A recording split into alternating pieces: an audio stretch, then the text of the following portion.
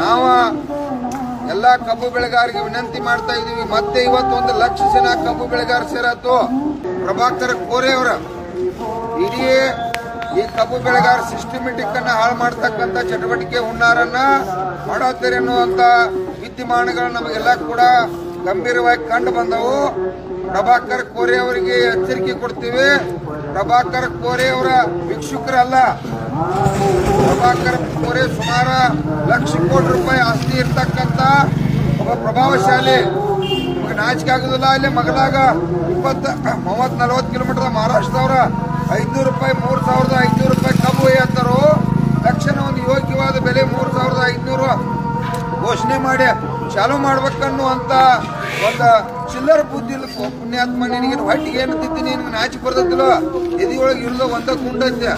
ಅದು ಎಂದ್ ಹೋಗ್ತಿ ಗೊತ್ತಿಲ್ಲ. ರೈತರಿಗೆ ಇವತ್ತು ಒಂದು ಯೋಗ್ಯವಾದ ರೇಟ್ ಕೊಡ್ಬೇಕನ್ನುವಂತ ಚಿಲ್ಲರ ನಿನಗ ಬುದ್ಧಿ ಕೂಡ ಇಲ್ಲ ಅಂತಂದ್ರ ನಾಚಿಕೆ ಬರ್ಬೇಕ. ಇವತ್ತು ನೀವು ಕಾರ್ಖಾನೆಯವರ 50 ರೂಪಾಯಿ ಕೊಡ್ತು, ಇನ್ನೊಂದು 50 ರೂಪಾಯಿ ಕೊಡ್ತು, ಭಿಕ್ಷಾ ಕೊಡ್ತು ಅನ್ನುವಂಥದ್ದು ಲೆಕ್ಕಾಚಾರದಾಗ ಹೊಂಟಿರಿ. ನಿಮ್ಗೆ ನಾಚಿಕೆ ಆಗ್ಬೇಕು. ಇದಕ್ಕೆಲ್ಲ ಕಬ್ಬು ಬೆಳೆಗಾರ ಅರ್ಥ ಮಾಡ್ಕೋರಿ.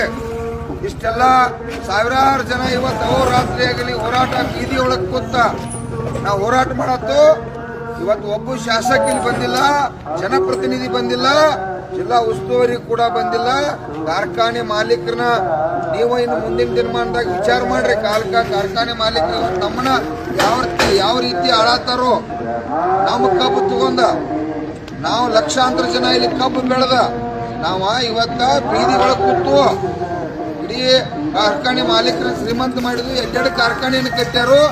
ಇವತ್ತು ನಾವಿಲ್ಲಿ ಬೀದಿ ಒಳಗೆ ಹೊರಟು ಅದಕ್ಕಾಗಿ ಎಲ್ಲಾ ಕಬ್ಬು ಬೆಳೆಗಾರ ನೀವು ಅರ್ಥ ಮಾಡ್ಕೊಂಡ ಒಬ್ರಿಗೊಬ್ರು ಎಲ್ಲರೂ ಕೂಡ ಅಲ್ಲಿ ಸುದ್ದಿ ಮಾಡಿ 12 ಗಂಟೆ ಕಣ್ಣೊಳಗಾಗಿ 1 ಲಕ್ಷ ಜನ ಕೂಡ್ರಿ. ಯಾರಾದ್ರೂ ಜಿಲ್ಲಾ ಉಸ್ತುವಾರಿ ಅವರು ಬರಲಿಲ್ಲ, ಕಾರ್ಖಾನೆ ಮಾಲೀಕರು ಇಲ್ಲಿ ಬಂದು ಘೋಷಣೆ ಮಾಡಲಿಲ್ಲ ಅಂತಂದ್ರ ಚಳವಳಿ ಯಾವ ರೂಪ ತಾಳ್ತತಿ, ನಮ್ಮ ಶಶಿಕಾಂತ್ ಗುರೂಜಿ ಅವರ ನೇತೃತ್ವದಾಗ ಯಾವ ರೂಪ ತಾಳ್ತತಿ ಅನ್ನೋದ ನಮಗ ಗೊತ್ತಿಲ್ಲ.